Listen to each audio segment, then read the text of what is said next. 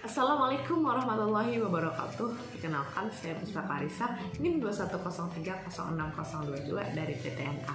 Di sini saya akan menjelaskan tentang biosintesis telur, yaitu dari sintesis yolk, sintesis albumin, dan sintesis kelabang dari mata kuliah produksi ternak unggas dengan dosen pengampu Ibu Tati Fidianasari, SPTMP.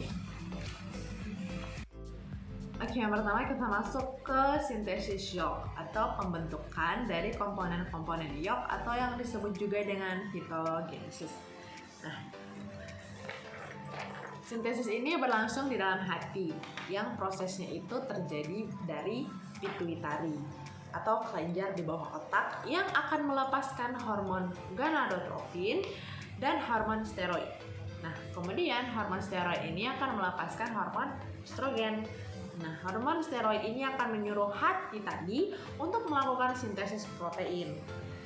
Kemudian, sintesis protein ini akan dilakukan di dalam nukleus. Ya, dengan komponen-komponen yolk yaitu ada asam amino, lipid, fosfor, dan juga kalsium. Setelah proses sintesis protein ini terjadi, selanjutnya akan dibawa oleh darah menuju folikel.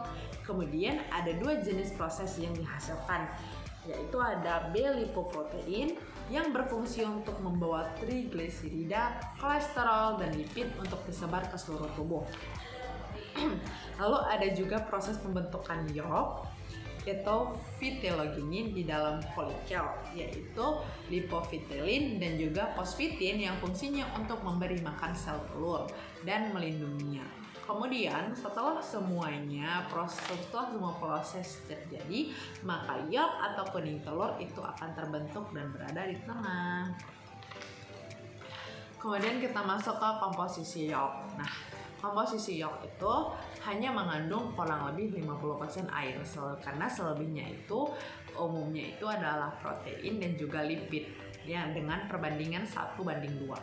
Kemudian lipid di dalam yolk juga berbentuk lipoprotein.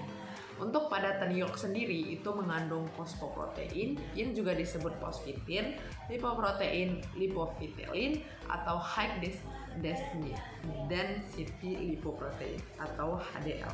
Kemudian sedangkan untuk karbohidrat yolk adalah polisakarida dalam bentuk mannose-glukosamin. Kemudian kita masuk ke sintesis albumin. Nah, sintesis albumin ini terjadi di dalam magnum selama 3 jam. Kemudian prosesnya itu yaitu estrogen itu akan larut dalam lemak yang akan melewati membran sel. Jadi dia melewati membran sel dulu untuk ke dalam lemak, untuk kemudian diikat oleh reseptor estrogen seperti kompleks ada estrogen yang membentuk reseptor menjadi 5S. Kemudian lalu masuk ke dalam nukleus. Lalu di sini mereka berinteraksi dengan kromosom yang menyebabkan gen tertentu, yaitu yang dibentuk menjadi mRNA. Nah, mRNA ini akan meninggalkan nukleus untuk menuju ke dalam ribosom. Nah, di ribosom ini akan disintesis menjadi protein yang spesifik lagi seperti albumin dan asam amino. Kemudian untuk komposisi albumin sendiri itu terdiri dari protein-protein albumin, yaitu ada ovalbumin 54%, ovotransferin 13%, ovomucin 11%, ovoglobulin 8%, lisome itu 3,5%, dan juga ada ovomucin 1,5-3%. Kemudian selain dari protein yang tadi itu juga ada beberapa protein dengan level yang sangat kecil lagi, yaitu ada avidin 0,05%, flavoprotein 0,8%, ada ovomakrobulin 0,5%, ada ovoligloprotein 0,5-1%, dan juga ada papain inhibitor yaitu 0,1%. Kemudian kita masuk ke sintesis kelabang. Nah, di sintesis kelabang ini itu terjadi di bagian uterus. Nah, jadi di dalam sintesis kelabang ini terdapat komponen penyusunnya yang banyak, yaitu ada ion Ca, kemudian ada CO3, dan kemudian ada CO3. Nah, ion CO3 itu terbentuk dari CO2 dalam plasma darah di uterus. Dengan bantuan H2O, mereka akan diikat oleh enzim, dirombak oleh enzim karbonik anhidrase. Kemudian terbentuklah H2CO3. Nah, H2CO3 ini akan diproses dan dioksidasi, yaitu proses pengurangan atom hidrogen yang tersisa di CO3. Kemudian CO3 ini dengan ion kalsium akan berada di dalam darah yang akan bergabung menjadi CaCO3 untuk membungkus kerabang dari telur tersebut. Ini bentuk kerabangnya. Kemudian komposisi kerabang itu umumnya setiap kerabang telur itu kan memiliki berat kurang lebih 11% dari berat telur. Meskipun shell ini atau kerabang ini juga terlihat begitu keras, tetapi dia itu menutupi isi telurnya.